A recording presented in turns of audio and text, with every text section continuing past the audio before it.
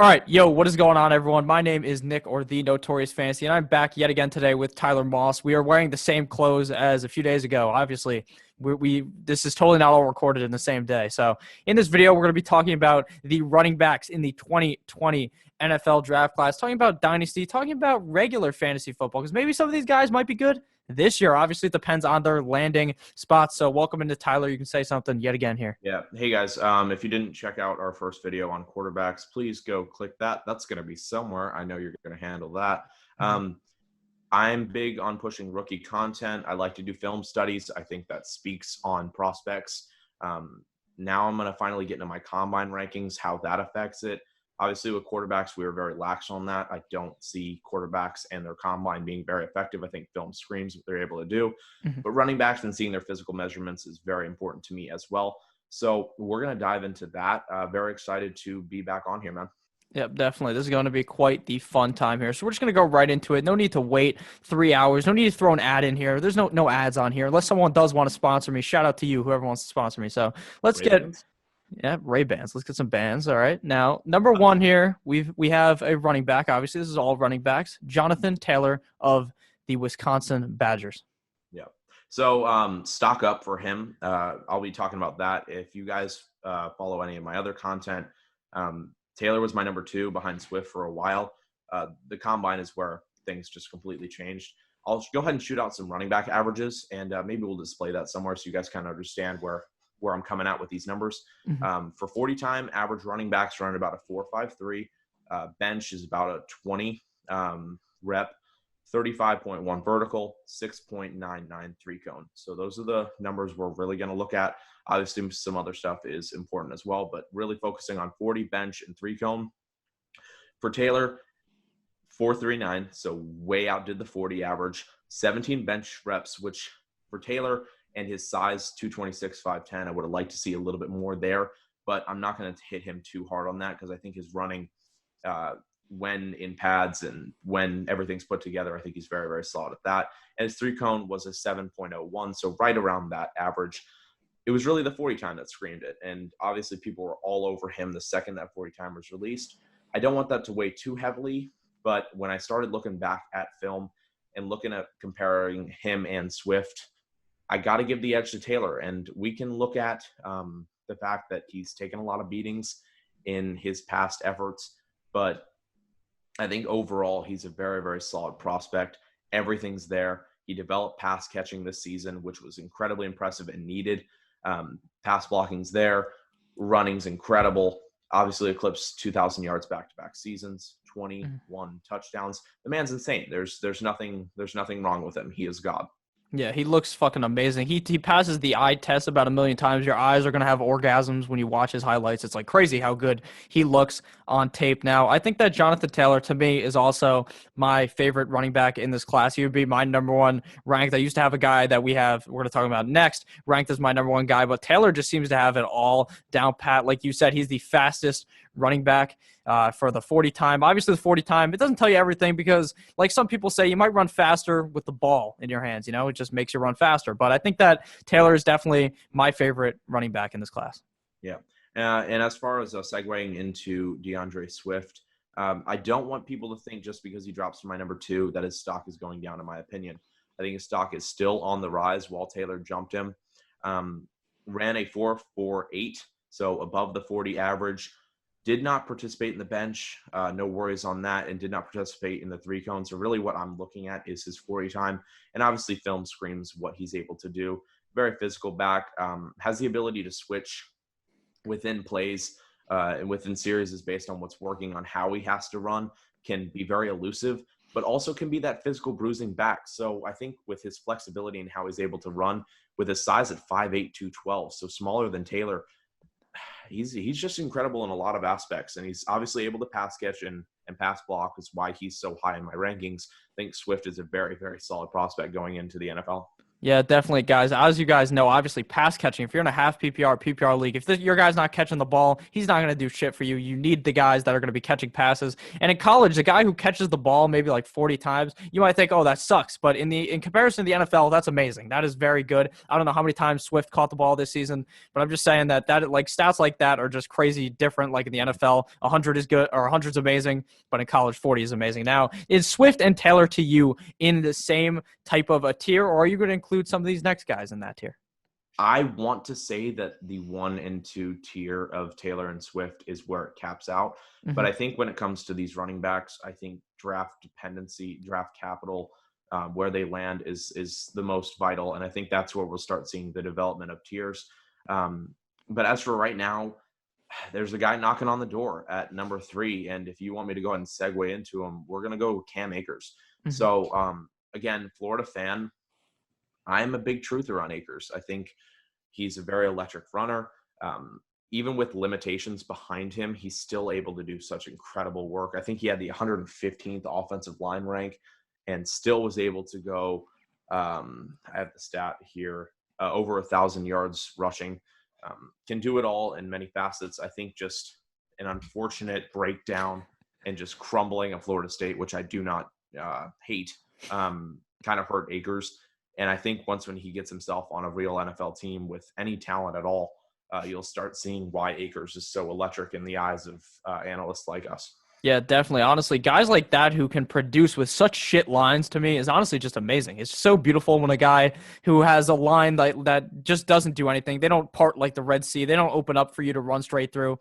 They open up but for the wrong reason for you to get tackled. So I think that Cam Akers could be a guy that is very talented. I know maybe by the time he gets drafted and whatever team he goes to, he could honestly creep into being with that tier with Taylor and Swift. Do you agree with that? Oh, absolutely. I think even on a mid-level team, I think he can even sneak into the top tier. He's a very, very solid running back. Obviously, we've seen what he's able to do when he has to carry an entire offense on his back. I would love to see him on even a decent team and what he's able to do. He's a 3-down back. It's what we want in fantasy. We love 3-down backs.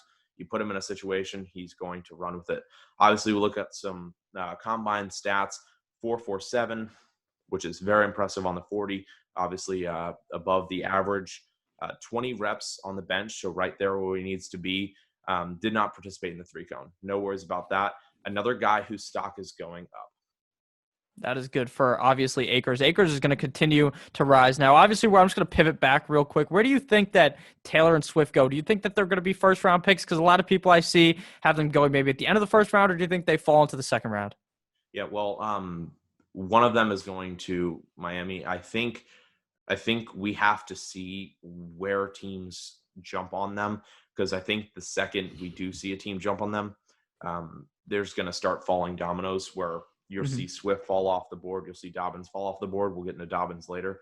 I think Miami's a team that's desperate for a running system. Obviously, we talk about Miami a lot. We're Dolphins fans, but I think he's a very, very solid.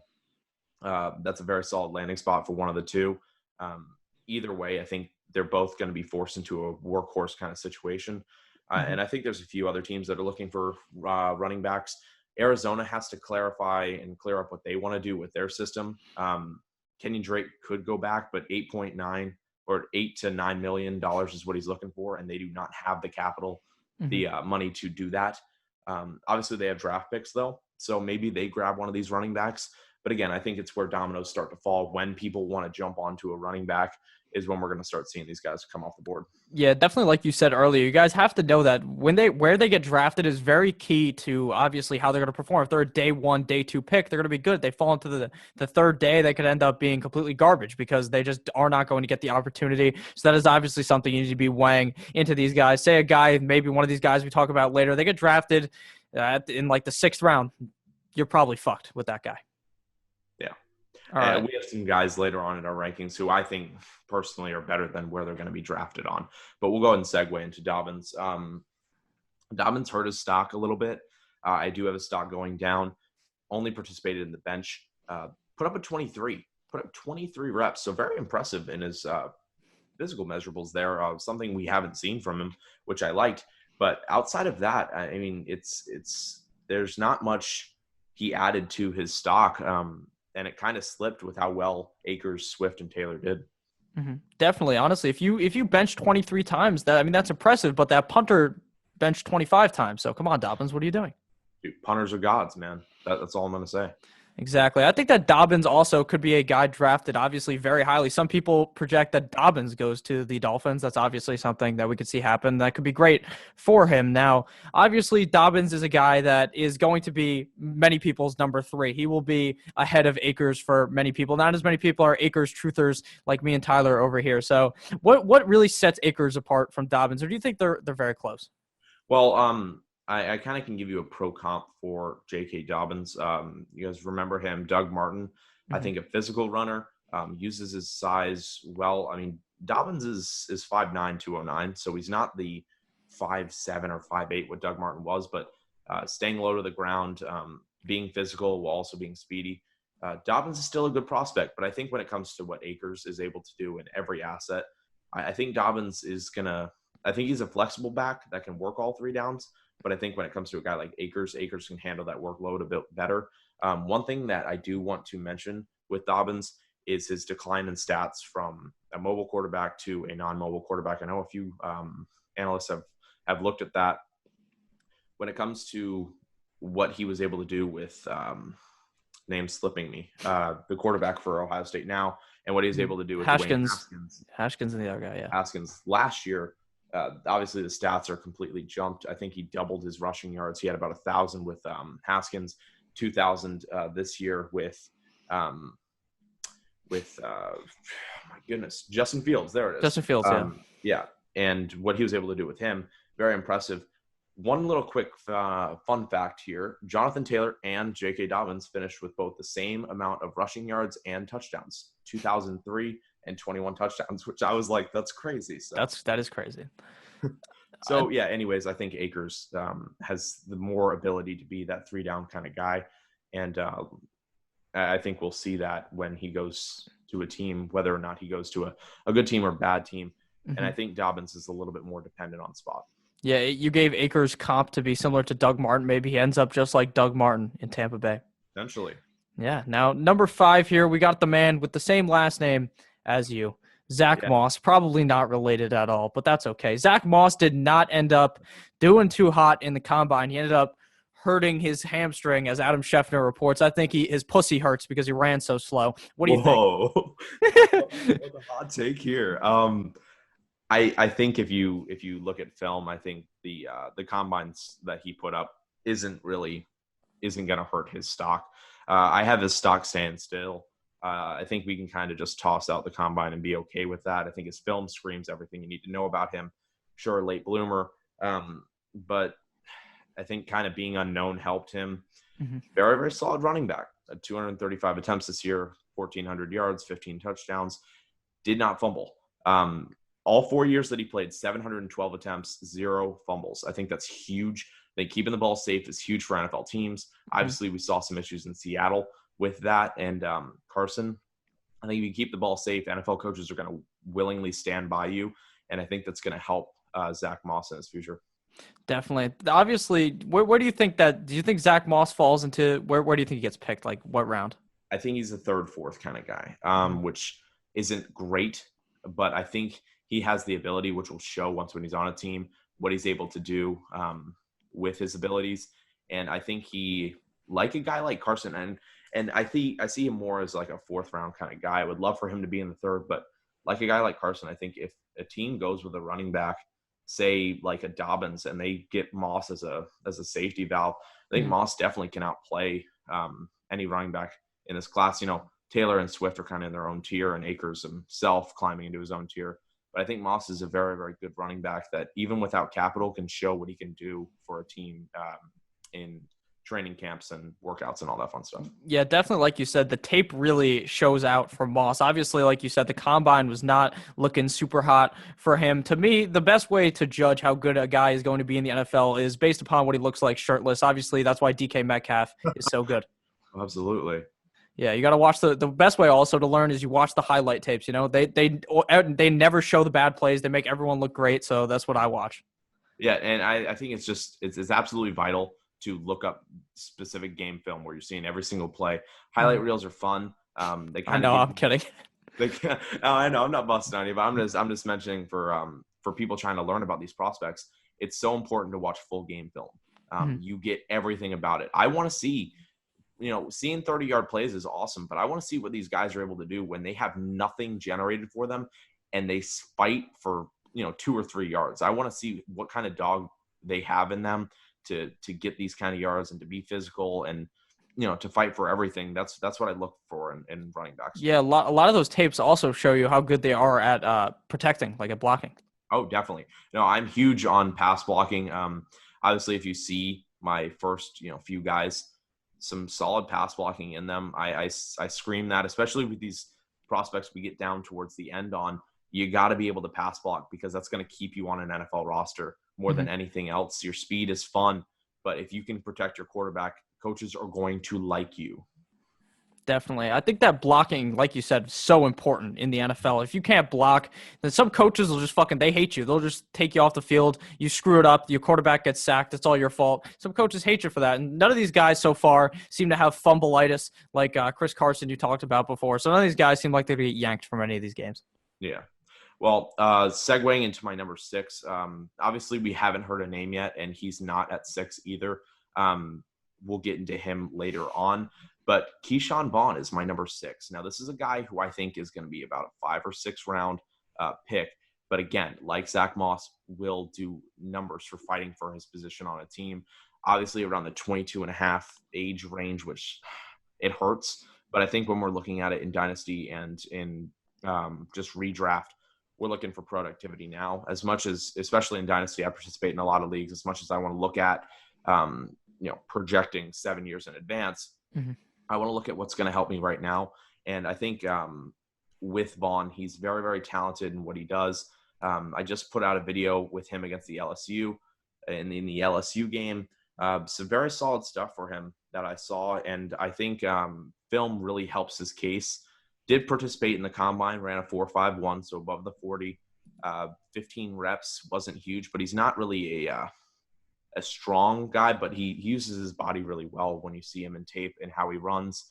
And then did not participate in the 3-cone. We saw a lot of guys avoid the 3-cone in this combine. I really prefer to see what they can do in that drill. Yeah, a lot of these guys are not looking to get DK Metcalf. Yeah. Well, looking at Keyshawn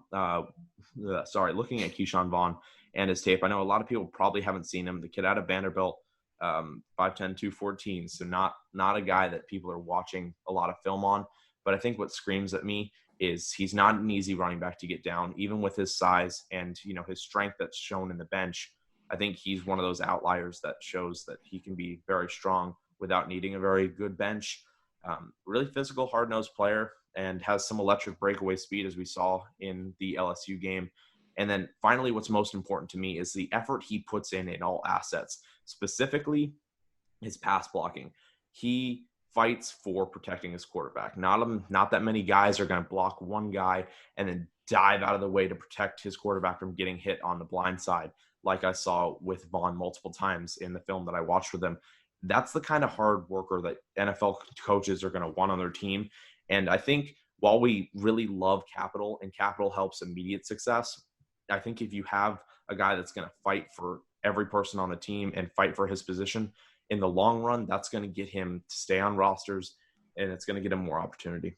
Yeah, definitely. I can definitely agree with that. Now, obviously, before we get into number 7, the guy that obviously has been missing, people are probably wondering where he is. He's coming up here. Please make sure, guys, to click that subscribe button. And make sure also, while you're down there, check out Tyler's Twitter. Click that follow button on him. He's a beautiful man. You can enjoy everything that he tweets out about. So coming here at number 7, we have Clyde Edwards-Helaire, the man who won a national championship. Now, obviously, he's buried down here. A lot of guys love this man. Why do you not love this man? Yeah, well, I do want to start with respecting the man's name. Really, really solid pass catcher, probably the best in the class, with a few other guys. Solid in running, hard to get down, kind of back, uses his size quite well. My combine measurables have him at 5'7", 207, so a few sevens there. So not a big back, but uses his size quite well. The reason I struggle to to like him and get behind him is, and we've mentioned it with a few guys, obviously the pass blocking is just miserable to the point where Joe Brady got to a point where all of his plays designed for the offense was throwing Edwards into the slot. And I think where that hurts in the NFL is predictability becomes inevitable. When you see a guy that cannot pass block in the backfield, sure, he can race out and catch passes, but it's almost telegraphing what you're going to do with him. And I do not like that at all. But I still think with that, he can be a very solid prospect in the NFL, but he's got to work on that. And finally, I think the Joe Brady system got to him more than it got to any other prospect. I still think Burrow's really electric. And obviously we saw what Justin Jefferson did in the combine. I think that he's going to be a guy that obviously might be drafted actually kind of highly. I've seen some mocks where he goes in the second round. Do you think that's where he ends up finding himself a home? Yeah. Again, depends on where we start seeing these dominoes falling. Obviously, if we see Taylor go in the first round and maybe Swift at the end or maybe at the beginning of the second, you will see a guy like Edwards-Helaire be late second round. But obviously, if these teams wait on these guys, the further the top end guys get pushed back, the more we're going to see Helaire fall. So he really is dependent on Taylor and Swift and how they move. Yeah, definitely. In this class, obviously, we're not talking about them yet, but the wide receivers are going to go heavily a lot, in my opinion, at the beginning of this draft. Now, coming in at number 8 here, we have Booger McFarland's son. Why do you like him so much? I think his 40 time screams why I have to put him in this top 10 here. 4.44, really electric stuff. I think finished definitely in the top 10 for running backs, probably in the top 8, top 5 potential. Don't have that stat, but really solid 40 time. I did a video on him. I think he's a guy who's very one-dimensional, kind of like a Marlon Mack type, where it's like he's really good in first and second down. You can rely on him in that. And if you need him to catch a pass out of the backfield, he can do so. But what you're really looking at for him is a hard-nosed football runner that can get you the tough yards.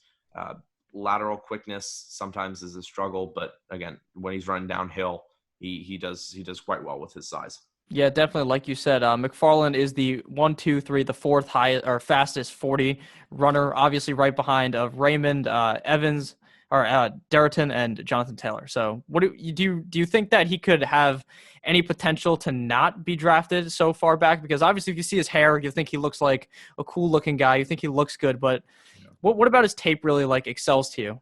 Well, again, I think the first and second down ability is very evident. I got a Marlon Mack jersey in the background. I kind of saw a lot of comps to him. You put him in a system where maybe you get him a pass catcher, maybe you get him a guy like maybe Michael P. Ryan. You kind of combine those two. That's hinting to my next guy. You kind of put those two together like what the Colts did with Mack and Hines, and you get a really dynamic duo out of the backfield that can run together. But it's hard to see him run 3 downs because I don't think he has the pass catching and definitely doesn't have the pass blocking abilities. Yeah, that makes a lot of sense. Obviously, guys who are going to be ranked higher can catch the ball. That obviously that probably makes a lot of sense to anyone who's watching. But if you're like newer to fantasy football, like you need to understand how important pass catching is for fantasy football. I talked about it at the beginning. It's like rushing for quarterbacks. It's like that extra edge that you need to win in fantasy football. So obviously, we could pivot into number 9. We got Samaje P. Ryan's cousin. I was concerned there. I thought you were going with Samaje. No, Michael P. Ryan from Florida. My first Florida guy that I'm going to talk about, my only one, unfortunately. Love my man Van Jefferson, but struggles to crack a top 10. Solid runner. I think hidden behind a kind of a dual system that they were running there. I think he's very solid back. I think when given the opportunity, he can be very effective. He can run all 3 downs. I don't think teams are going to want to rely on him for all 3 downs, but I think he's not a guy that's going to telegraph what's going on in the offense. Very, very good running back. I think, again, another guy, dual running back system, going to be very effective for him. Solid pass blocking, that's good. So, again, 3 down ability, but I do not see him taking a full workload. Okay, so to you, he's a lot like his cousin. He's a pass catching back, right? Is that what I'm thinking? Yeah. Well, I don't want to limit him completely to pass catching, but it kind of is what he has to be shown as. And it's why he's at number 9 for me, because I think when you look at fantasy, there's guys that have been very successful with just leaning on pass catching. But I think he doesn't, unlike his brother, or cousin, I think it is, he doesn't completely telegraph that the offense is going to be passing every time. He runs the ball quite effectively, a little bit more than his brother.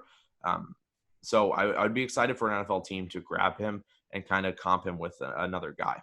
Yeah, that definitely makes a lot of sense. He's a more of a complementary piece. Oh, definitely. All right, so coming in here at number 10, we have Ben Jamin. What do you like about him? So, Benjamin, Arizona State running back, did some film on him. I think he's really, really good in space, obviously. Break tackle machine. He gets through everyone. It takes a lot to get him down, which I like, especially going into the NFL level. He's very good at creating nothing. Sorry, my bad. Something out of nothing. Yeah, no, well, he struggles to create nothing. Something out of nothing. My gosh, dude, these phrases are killing me. But that is something I would like to see him improve, and why he's at number 10 as a runner for me. I think generating space is a struggle for him. But I think he excels when it comes to what he can do in space and how he is as a receiver. Yeah, I like that. Now, do you have anything else to say about him, or can we pivot to the last guy? Obviously, this is number 10, but we got a special number 11 for the comment section who is going to be very pissed off about this. A little bit. So don't rip me too much. Blow up my DMs about how you guys love A.J. Dillon. I do too. I love him as a fullback, which this will give me the heat of the century. But 247 or such, big back. And I really like Dillon coming into the combine.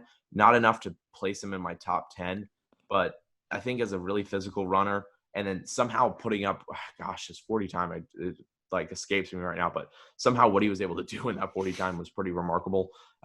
But again, straight line speed is fun and all, but what can you do on tape? And his tape is not as impressive as what I saw with other guys in this ranking. Yeah. That makes sense. Now, his best comp would be the wrecking ball that Miley Cyrus rode in that music video, correct? Yeah, I would say so. Definitely the lightest of light, Derrick Henry. Definitely the lightest of light. I don't know. His comp kind of escapes me of a guy. Obviously, more a bruiser back, so you'd have to go pretty deep to find a really effective bruiser back. Mm-hmm. But I don't know. I think we look into combine a lot, and then for some people we kind of have to neglect it because of what the film screams to us. Mm-hmm. That makes a lot of sense. Now, obviously, number 11, we went past number 10, so this video is coming to a close. Do you have any closing remarks, Tyler? No. Obviously, another solid class here when it comes to running backs. I think there's a lot of sneaky talent that a lot of people are overlooking right now. Guys like Keyshawn Vaughn, P. Ryan, Benjamin, guys that no one is really hyping up right now that can be very solid NFL prospects if given the opportunity to be. So definitely want to shout out these guys because they're not getting the hype that they deserve.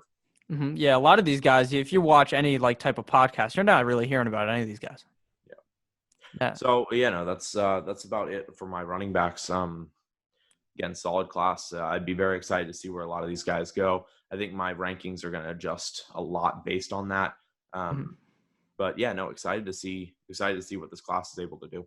Yeah, I can definitely agree with that. If you guys did end up enjoying this video, please make sure to check out everything Tyler does on Twitter. All his links are down below in the description. You can check out our video that came out maybe yesterday, maybe the day before, I don't know, about the quarterback rankings for 2020 at the rookie quarterbacks. If you guys want to see the wide receivers, that is going to come as well at a later date. This video was amazing. We had a great time. Make sure to click that subscribe button. Click any of the videos that's on your screen. Yet again, I always throw fucking a million videos on the screen so you can have a fun time. If you made it however long this video was, make sure to comment something like AJ Dillon sucks or something like that. Or you probably already commented that AJ Dillon was amazing in the comments, and that Tyler's a fucking idiot. You probably already commented that. So it's justifiable. It is justifiable. So guys, have a great day. Me and Tyler still love you, even if you hate on him. So it's okay. Have a great rest of your day, guys. Goodbye.